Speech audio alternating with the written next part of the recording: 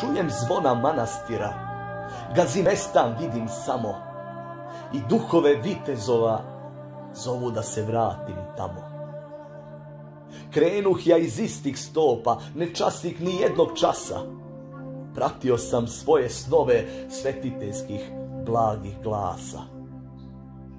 Stigoh ja na sveto mesto, ono što me u snu pozva, i ugledah ja viteza, onog što me u snu dozva.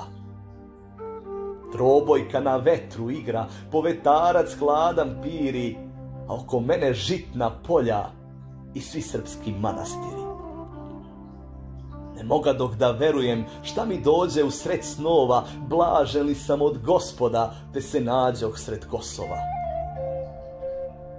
Al ubrzo opet onaj svetiteljski glas se čuje, blage reči istinite s neba meni poručuje. Ovde su ti preci davni, ovde i ti Božur sadi, sudba ti je na Kosovu, zato ovde kuću gradi. Nek Božuri srpski od sad mirišu i s tobom cvate, nek duhovi vitezova kroz pesme se tvoje vrate. Sačuvaj kroz pesme tvoje običaje i pastire, sve žrtve i srpske borce i sve srpske manastire. Ja poslušah glasa neba, u pamet se svoju dozva, pa sad sledim glas blaženi što me kroz snove dozva.